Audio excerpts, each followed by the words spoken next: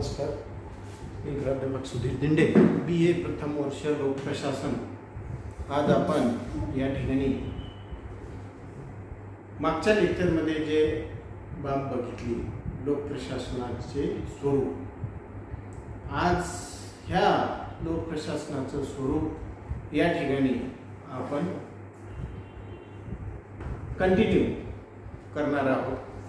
लोकप्रशासनाचं स्वरूप हे काय आहे आणि आपण ही बाब बघितली की लोकप्रशासनाचं जे स्वरूप आहे हे जाणून घेण्यामागची आपली भूमिका काय आहे, कशात याच्यामध्ये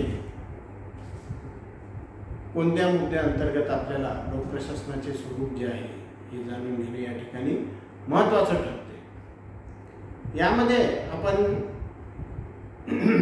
लोकप्रशासन एक कला या संदर्भात मागच्या लेक्चरमध्ये आपण बघितलं होतं आणि याचे संदर्भ आपण प्रामुख्याने प्राचीन काळाचेच घेतलेले आहेत की लोकप्रशासन ही एक कला या स्वरूपात हे प्रामुख्याने प्राचीन काळामध्ये याबाबत अधिक संदर्भ आपण या ठिकाणी देऊ शकतो. आज आपण लोकप्रशासन एक तत्वज्ञान कशा पद्धतीनं आहे हे आज या ठिकाणी आपण समजून घेणार आहोत. तत्वज्ञान हे व्यक्ती जीवनाला मोठ्या प्रमाणावर मार्गदर्शक असते. तत्वज्ञानाशिवाय जीवन हे म्हणजे एखाद्या भटकलेल्या होडीसारखं असतं. तत्वज्ञानाशिवाय आपण बघतो की मानवाची वास्तव प्रतिमा ही स्पष्ट होऊ शकत नाही. तत्वज्ञानाच्या माध्यमातून विचारांची सैद्धांतिक अंमलबजावणी होत असते. लोकप्रशासन ही एक अशी प्रणाली आहे की ज्या माध्यमातून व्यक्ती जीवनाला मार्गदर्शन होत असते. म्हणूनच लोकप्रशासनाला तत्वज्ञानाच्या रूपात पाहिले जात असते. मार्शल डिमॉक यांच्या मते पुस्तकाच्या प्रस्तावनेतच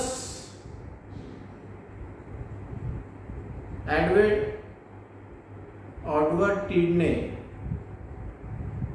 प्रशासनाच्या तत्वज्ञानाच्या निर्मितीची आवश्यकता स्पष्ट केलेली आहे. डिमॉकने तर म्हटले आहे की आता प्रशासनाचे क्षेत्र इतके व्यापक झाले आहे की प्रशासनाचे तत्वज्ञान हेच जीवनाचे तत्वज्ञान बनू पावत आहे. की डिमॉक यांच्या मते प्रशासनाचं जे तत्वज्ञान आहे हे आता खऱ्या अर्थाने जीवनाचं तत्वज्ञान होत आहे. ज्या ज्या बाबीचा अंतर्भाव प्रशासनाच्या ह्या तत्वज्ञानामध्ये होत आहे किंवा होतो, त्या सर्व बाबी ह्या आता जीवनाच्या तत्वज्ञानाशी निगडीत मोठ्या प्रमाणावर असलेल्या आपल्याला दिसून येतात. आणि त्यावरून डिमॉक म्हणतात की यावरून आपल्याला लक्षात येते की हे जे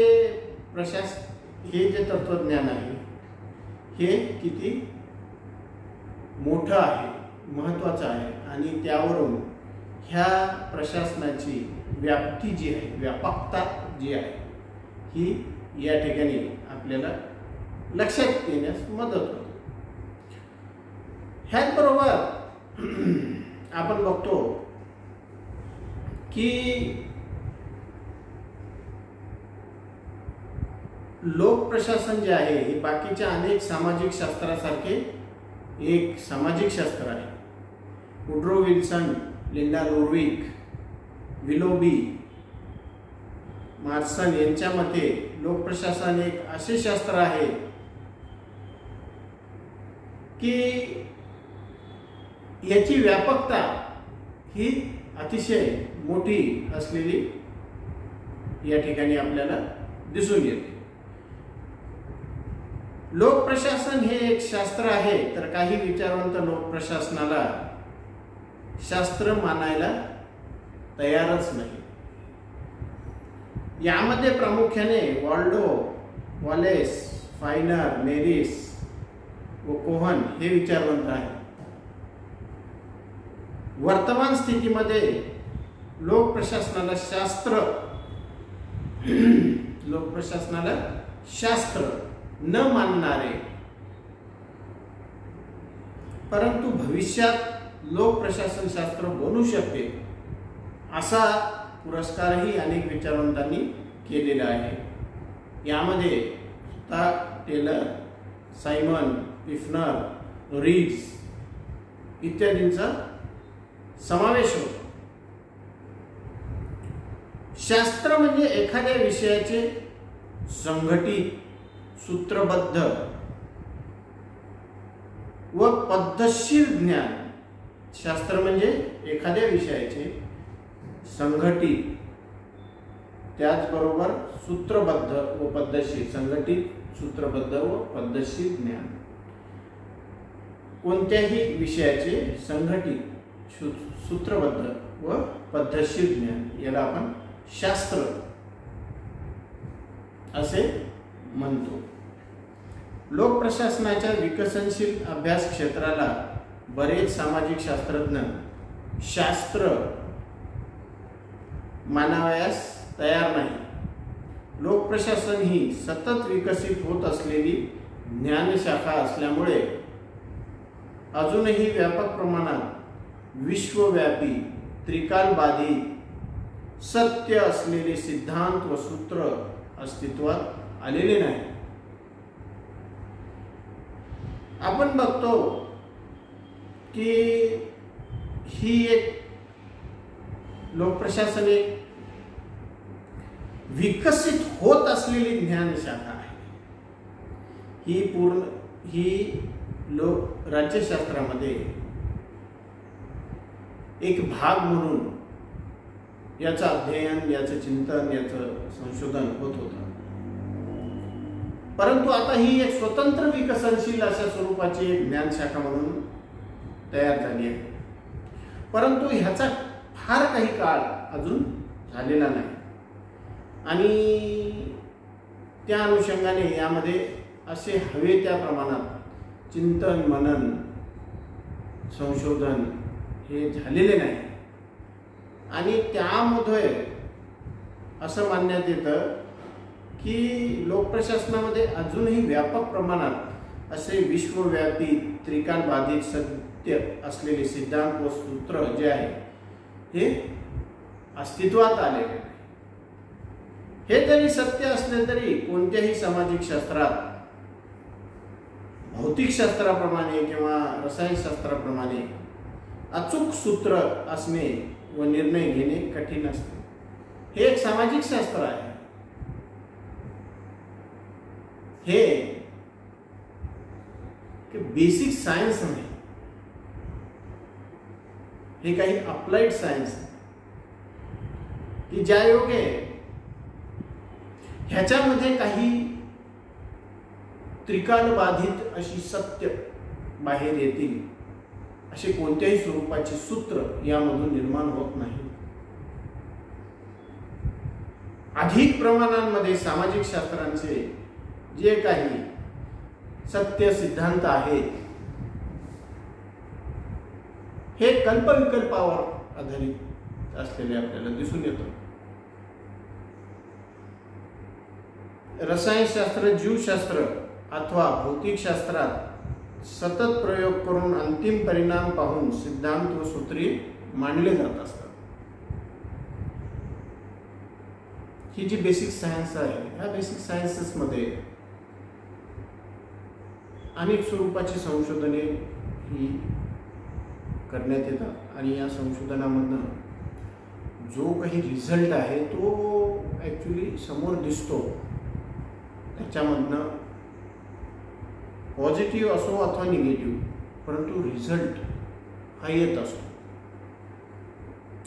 आणि रिझल्ट आल्यामुळे त्याचं परफेक्शन आहे आणि परफेक्शन असल्यामुळं ठराविक स्वरूपाची सूत्रे सिद्धांत यांची मांडणी त्यामध्ये करता येत असते. त्या सूत्र सिद्धांतांना सिद्ध करून दाखवता येतं. त्या सूत्र सिद्धांतांना काय करता येतं? प्रूव्ह करून दाखवता येते, सिद्ध करून दाखवता येते. सामाजिक शास्त्रामध्ये जर आपण सांगितलं की मानवी वर्तन हे चक्राकार असते, वर्तुळाकार असते, हे त्यावेळी त्या प्रयोगातून त्या निरीक्षणातून समोर आलेली बाब असते.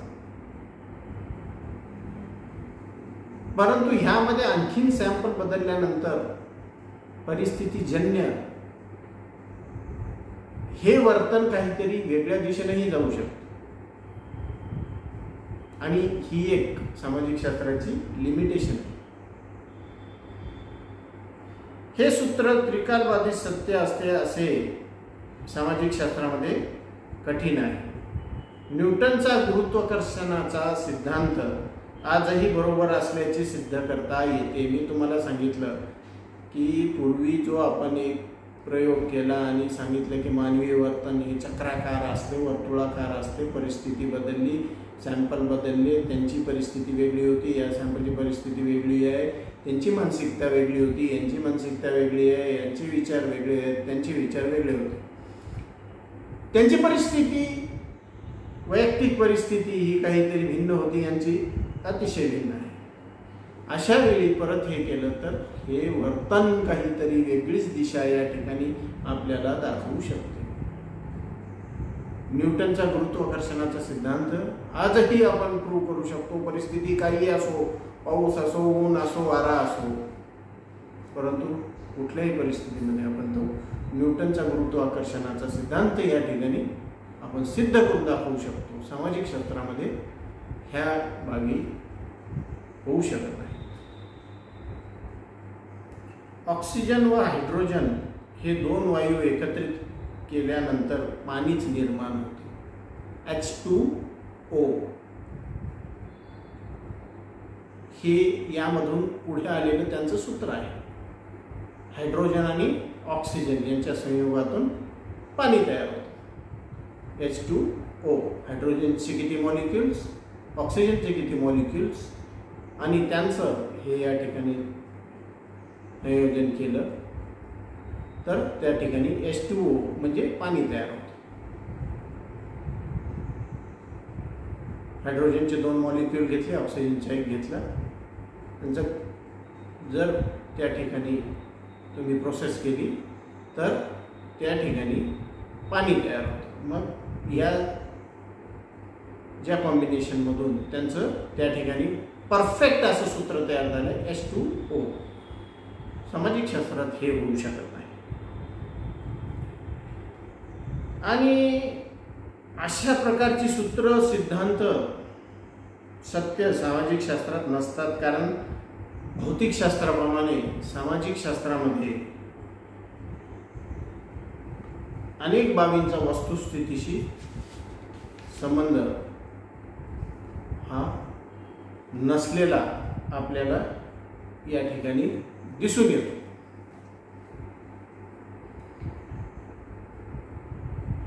प्रत्यक्ष लोकप्रशासन करीत असलेल्या प्रशासकाला कृती कौशल्याची आवश्यकता सुद्धा असतेच. कृतीतून कौशल्य मिळविता येते. एखादा उत्तम कलाकार आपल्या अंगी असलेल्या कलागुणांचा उपयोग करून जशी एखादी उत्तम कलाकृती निर्माण करतो, त्याचप्रमाणे एखाद्या प्रशासकाच्या अंगी प्रशासनाचे कलागुण असल्यास तो उत्तम प्रकारे प्रशासन व्यवस्था चालवू शकतो. म्हणजेच प्रशासन ही एक कला पण आहे. त्याचबरोबर प्रशासनामध्ये भलेही त्रिकालबाधित सत्य अजून निर्माण झालेली नसली तरी अनेक बाबीचं अध्ययन, अनेक बाबीचं संशोधन, अनेक बाबींचे चिंतन मनन हे सुरू आहे. त्यामधनं ज्या काही बाबी समोर आलेल्या आहेत यामुळं आपण त्याला शास्त्रसुद्धा म्हणतो.